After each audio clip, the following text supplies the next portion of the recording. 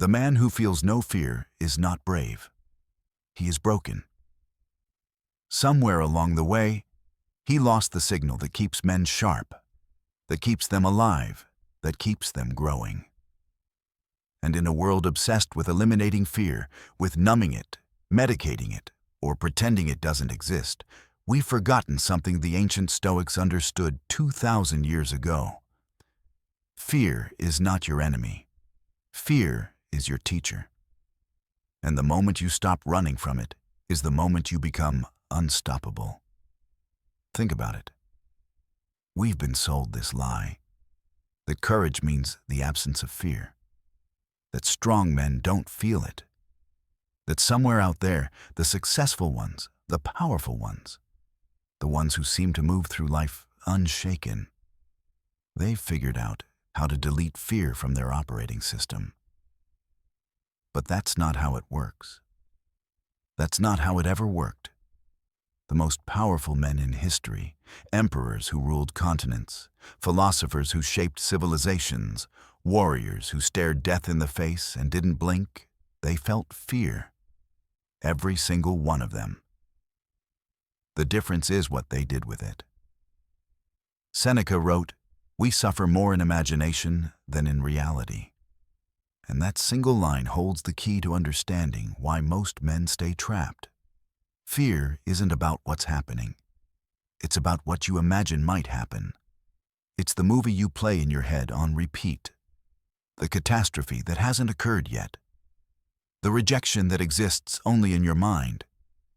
And that imagination, that rehearsal of disaster, it paralyzes more men than any actual danger ever could. But here's what the Stoics discovered.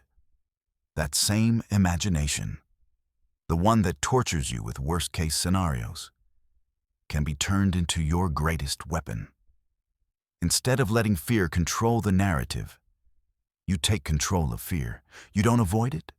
You don't suppress it. You walk straight into it.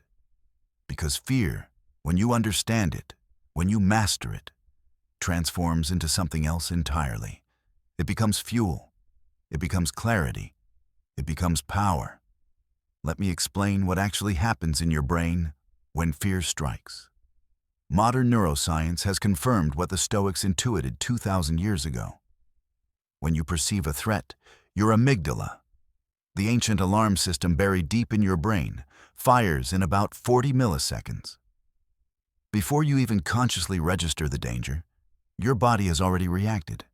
Your heart races, your palms sweat, your muscles tense. This is the first movement. The Stoics called it propatha. It's automatic, it's involuntary, it's not something you can stop. But here's where everything changes. A few hundred milliseconds later, your prefrontal cortex comes online.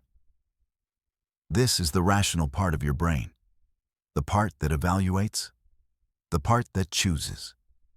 And in that gap, that fraction of a second between the automatic reaction and your conscious response, lies all the freedom you'll ever need. The Stoics called this second phase paethi. And unlike the first movement, this one is within your control. Epictetus put it perfectly.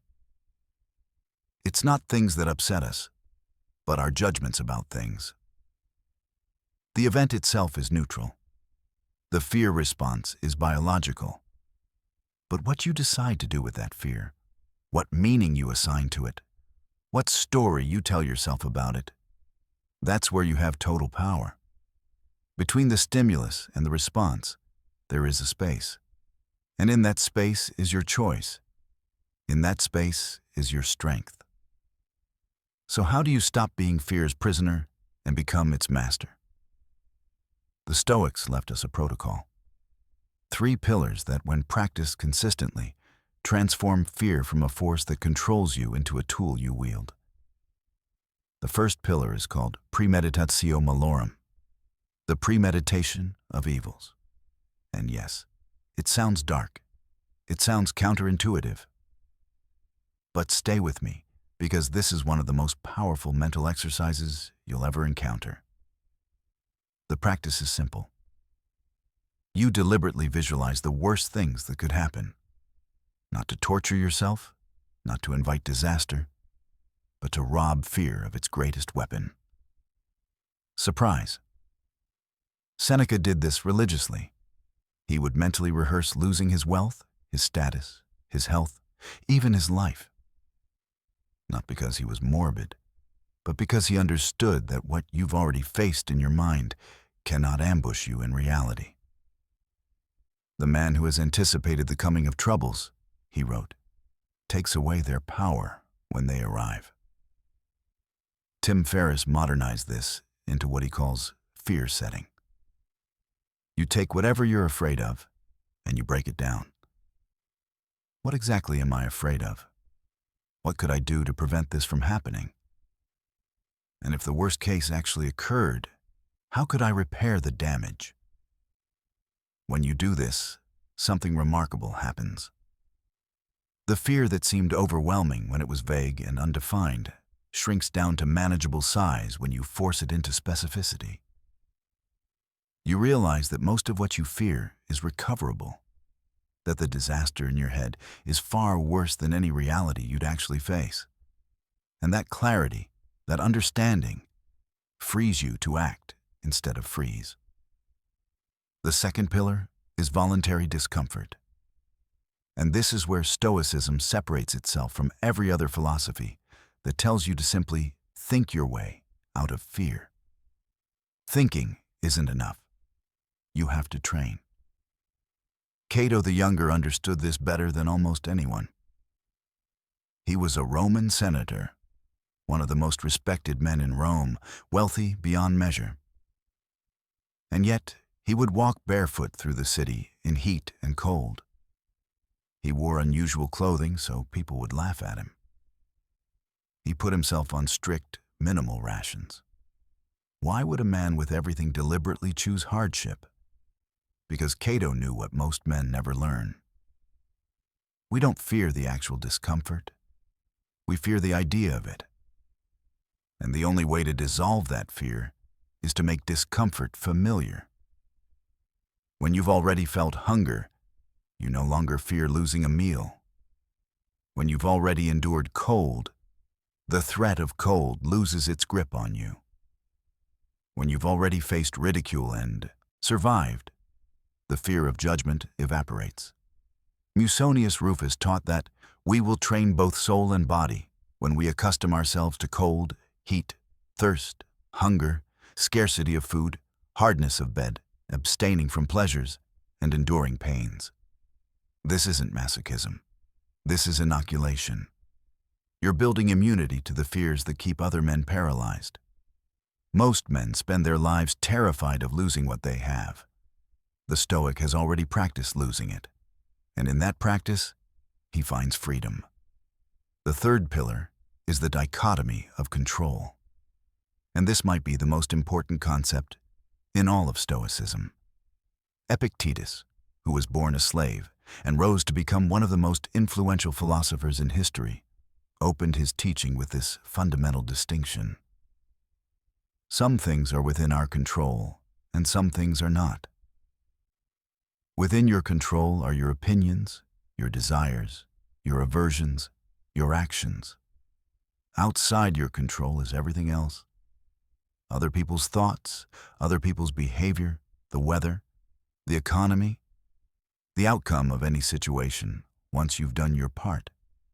Now here's the revelation. Most of what you fear targets things outside your control. You fear rejection, but you can't control whether someone accepts you. You fear failure, but you can't control how the market responds. You fear loss, but you can't control whether life takes something from you. And when you attach your peace of mind to outcomes you can't determine, you hand your power over to chance. You become a slave to uncertainty. The Stoic archer aims carefully, releases the arrow with perfect form, and then accepts wherever it lands. Because once the arrow leaves your hand, it's no longer yours to control. The wind, the distance, 1,000 variables beyond your influence will determine where it strikes. Your job is to aim true. The rest is fate. And when you internalize this, really internalize it, something shifts. You stop fearing outcomes. You start focusing on effort. You stop asking, what if it doesn't work? And start asking, am I doing everything within my power? That's where courage lives. Not in the absence of fear, but in the clarity of knowing what's actually yours to control. Marcus Aurelius understood this deeper than anyone. Here was a man who ruled the most powerful empire on earth during one of its most chaotic periods. Plague, rebellion, constant war, his own generals turning against him. And yet, in his private journals, the ones we now call meditations, he wrote with absolute calm, "The impediment to action advances action. What stands in the way becomes the way." That line should be tattooed on your consciousness. The obstacle is the way. Whatever you're afraid of, whatever is blocking your path, that thing is not the enemy of your progress. It is the vehicle of your progress. When Marcus faced a rebellion from one of his trusted generals, he didn't rage against fate. He asked what opportunity this obstacle presented. When plague swept through his empire, he asked what virtues this suffering allowed him to practice. A blazing fire makes flame and brightness out of everything that is thrown into it. That's the Stoic mindset. You don't ask why this is happening to you. You ask what you can make of what's happening. And this brings us to the ultimate destroyer of fear. Amor fati. Love of fate, not just acceptance, not just tolerance. Love. Nietzsche called it his formula for human greatness. That one wants nothing to be different, not forward, not backward, not in all eternity. Not merely bear what is necessary, still less conceal it, but love it. The Stoics understood this as well. Epictetus taught his students to wish that events happen as they do, not as they hope. Marcus Aurelius wrote that a happy man loves and welcomes whatever happens to him. This sounds extreme until you understand the logic. What you love, you cannot fear. What you embrace completely loses its power to threaten you. When you train yourself to see every event, every setback, every loss, every failure as necessary fuel for your growth, fear has nowhere to land. It loses its target. Because how can you fear what you're actively welcoming? So let me leave you with this. Fear will always knock at your door. That's biology. That's the 40 milliseconds you can't control. But who answers that door, a victim or a master? That's entirely your choice. The Stoics didn't teach that fear should be eliminated. They taught that fear should be transformed. Through visualization, through voluntary discomfort, through understanding what you control, through embracing your fate completely. The man who emerges from this practice isn't fearless. He's something far more powerful. He's unshakable. Not because he doesn't feel fear, but because he knows exactly what to do with it when it arrives. His confidence doesn't depend on certainty. His courage doesn't require comfort. He has made friends with difficulty. And in that friendship, he has found freedom. So ask yourself this. What fear are you running from right now? What worst-case scenario are you refusing to examine? What discomfort are you avoiding that's keeping you weak? What outcome are you attached to that has nothing to do with what you can actually control?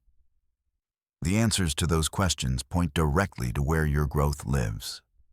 And the Stoics would tell you, that's exactly where you need to go. Drop a comment below and tell me your greatest fear and which of these 3 pillars you're going to practice first. Because understanding this philosophy is step 1. Living it is what changes everything. If this video shifted how you see fear, if it gave you something that most men will never understand, hit that subscribe button. We're building something here. A brotherhood of men who don't run from what terrifies them. Men who walk toward difficulty with open eyes. Men who understand that the obstacle, whatever it is always the way. Remember this: a boy avoids what scares him. A man embraces it.